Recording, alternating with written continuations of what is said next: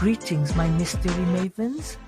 I'm Tobol, your guide through the shadows of history, the echoes of the unexplained, and the silent whispers between worlds. Welcome back to my blog, where truth dances with mystery. For 10 years, we believed that Malaysian Flight 370 vanished without a trace, swallowed by the sky, lost to silence. But what if the dead could speak? Today, we're diving deep into one of aviation's greatest mysteries, Disappearance of Malaysian Flight 370. Buckle up, truth seekers, because we're separating cold facts from dark theories and uncovering how a ghost flight might still be sending messages from the void. To help us decode this enigma, I've brought in the brilliant Brian. So grab your coffee, dim the lights, and prepare for a journey into the heart of silence, where the truth may be speaking louder than ever. Brian, the floor is yours. Thanks, May. I'll do my best to guide us through this thought-provoking topic. Let's explore the dreamscape together. On a quiet morning in March 2014, the world blinked, and when it opened its eyes again, Malaysia Airlines Flight MH370 was gone. Not crashed, not exploded, not found. It simply vanished, as if erased from the sky by an unseen hand. 239 souls, a Boeing 777 packed with dreams, reunions, goodbyes. One moment it was there, a blip on a radar screen over the South China Sea. The next, silence. No mayday, no distress call, no final words. Just a ghost flight, tracked only by faint electronic whispers from a satellite 22,000 miles above Earth. For 10 years, the world believed MH370 disappeared in complete silence. There were no messages, no signals, no voices from the dark. Families clung to theories, investigators chased fragments, but none of them ever expected to find something so direct, so raw, so painfully human as a final text message. Until now, because in 2024 something changed. Not in the ocean, but in the data. A whisper, a draft, a sentence that should not exist, yet does. Scared, cold, no one says anything. 3 simple words, typed or perhaps only thought, on a phone somewhere above the Indian Ocean. Never sent, never delivered, but preserved like a letter sealed in a bottle, drifting through the invisible currents of the digital world, recovered from a cloud account, an ISP log, a forgotten cache, a fragment of consciousness suspended in time, and suddenly the silence is broken. We once believed the plane fell without warning, that everyone aboard was instantly gone. But this message suggests something far more haunting: awareness. Someone was awake, someone was afraid, someone tried to speak. This wasn't a sudden catastrophe, this was a descent, deliberate, drawn-out, silent. The flight began normally. At 0:41 on March 8th, MH370 lifted off from Kuala Lumpur, bound for Beijing. The last voice from the cockpit was calm, routine. "Good night, Malaysian 370. A simple farewell, a phrase repeated thousands of times a day across the globe. But this one carried the weight of eternity. Then at 1:19 a.m. the transponder went dark. Minutes later, the aircraft communications addressing and reporting system, ACARS, was disabled. Not malfunctioned, disabled. Someone reached into the cockpit's electronic heart and turned it off. Then the plane turned west, away from its route, across the Malay Peninsula into the Strait of Malacca. Military radar watched it go, a ghost in the night. And then nothing, except for the pings. For the next 6 hours, the satellite data unit aboard MH370 continued to send automated handshake signals to an Inmarsat satellite. Not messages, not data, just a faint digital pulse. I'm still here, I'm still flying. 7 handshakes in total, each one a breadcrumb leading deeper into the southern Indian Ocean.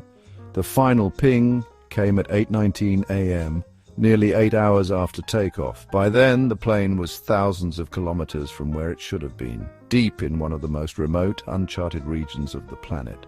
No distress call, no emergency transmission, no attempt to land, just silence and those pings. For years, investigators debated what they meant. Could it be a systems failure, a fire, a sudden decompression? But the precision of the flight path suggested something else: control.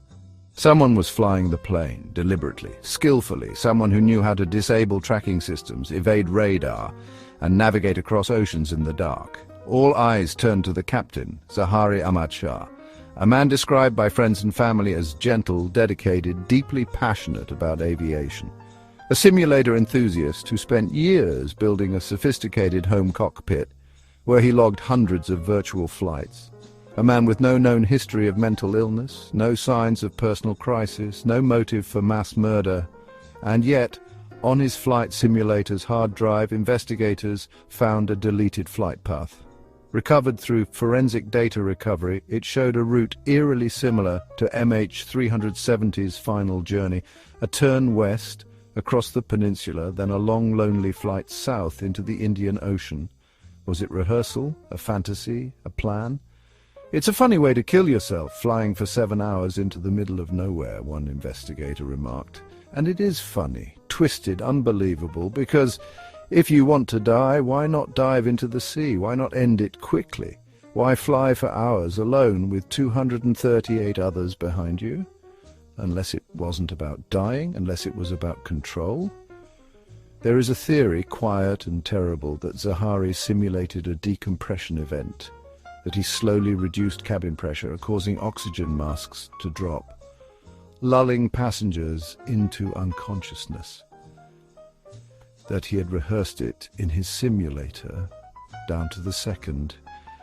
That he knew the portable oxygen bottles in the cockpit, 17 of them, could keep him alive while everyone else slept. And then, with the cabin silent, he turned the plane south. The electricity was cut abruptly. This much is certain: not a gradual shutdown, not a systems failure, a sudden, complete power loss.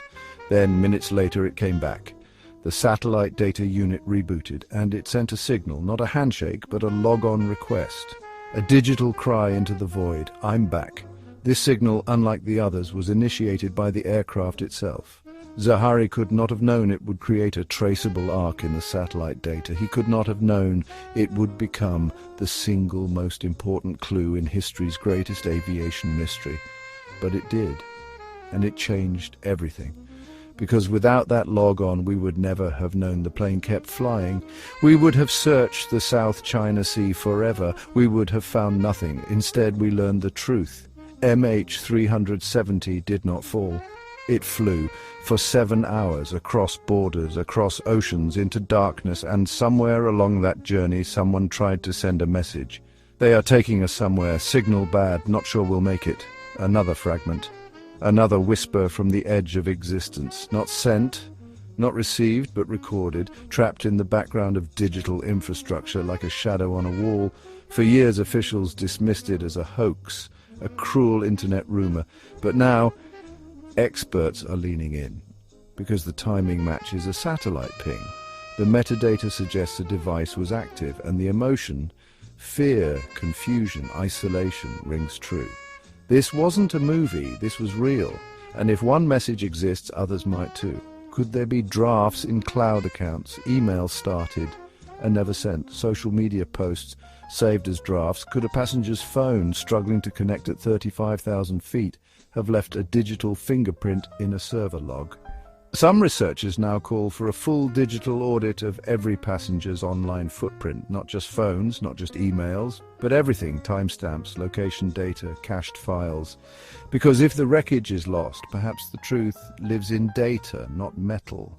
This is a new kind of search, one that prioritizes signals over sonar, one that listens not with hydrophones, but with algorithms, and it may be the only path left. Because the ocean has not given up its dead. Over 120,000 square kilometers of seabed have been scanned. Autonomous underwater vehicles have dived to depths where sunlight never reaches. Sonar has mapped canyons and ridges older than time and found almost nothing.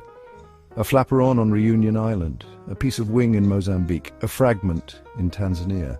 33 pieces in total scattered across the coastlines of Africa and the Indian Ocean, each one a clue, each one a confirmation. The plane entered the water, it broke apart, it drifted, but not enough.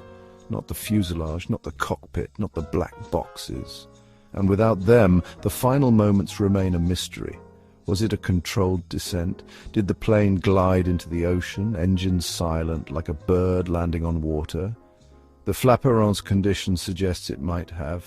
Minimal damage, no signs of high-speed impact, as if the pilot or someone flew it all the way to the end, or did it plunge? Did fuel exhaustion send it into a fatal dive? Did it break apart mid-air? We don't know. But the debris patterns, combined with drift modeling, point to a crash site in the southern Indian Ocean. A desolate, frozen stretch of ocean where the waves roll forever and the sea floor drops into abyss. And now, a new theory emerges. Richard Godfrey, an independent researcher, has proposed a revolutionary method, WSPNet, a global network of radio transmitters and receivers that detect disturbances in the atmosphere. When a large object like an aircraft passes through, it disrupts the signal. And on March 8, 2014, something did. By analyzing these disruptions, Godfrey reconstructed a flight path that aligns with the Inmarsat data. And with the timing of the text message, his model points to the same region, the same coordinates, coincidence or confirmation. He claims the evidence is there, the data is real, but he has not yet published his full methodology, leaving scientists skeptical. It's not the preferred scientific method, one said. But history is full of discoveries that were once dismissed as impossible, and so we wait, because no new search has been launched, not yet. But Ocean Infinity, the company that led the 2018 search, has signaled it is ready to return. We hope our next update will be on the found plane, they said. The families are still waiting. Ghislaine Watralos lost his wife, his 2 children. For 10 years he has asked one question: will I know one day? He does not know, but he won't give up. Others feel the same. One mother said, one piece of debris doesn't represent my husband. It just says the plane is there. We want everybody back, no matter in what form. At least we can give them a proper send-off.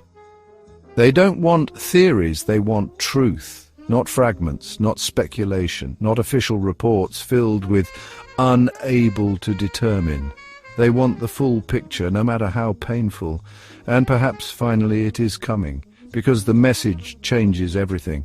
It means someone was awake, someone was afraid, someone knew, and if one message survived, others might too.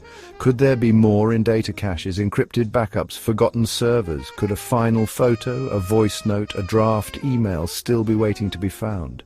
We may never recover the fuselage, but the truth, scattered across satellite pings, drifting debris and digital whispers, is still rising to the surface. One ping, one message, one broken silence at a time. The ocean is vast, cold, unforgiving. It has kept its secrets for a decade, but it cannot keep them all, because now the dead are speaking. Not in wreckage, not in sonar, but in words. Scared, cold, no one says anything, and we are finally listening. We once believed MH370 vanished without a trace, but traces remain. In a flaperon washed ashore, in a satellite logon, in a text that should not exist, yet does. The plane is gone, but the story is not over. It is just beginning, and this time we won't look away. And there you have it, my lovers of the labyrinth. Remember, every challenge is just a stepping stone to greatness. If you enjoyed this episode, don't forget to hit that like button, subscribe so we can keep exploring together, and drop a comment to share your thoughts. Until next time, stay curious, stay bold, and keep chasing those dreams.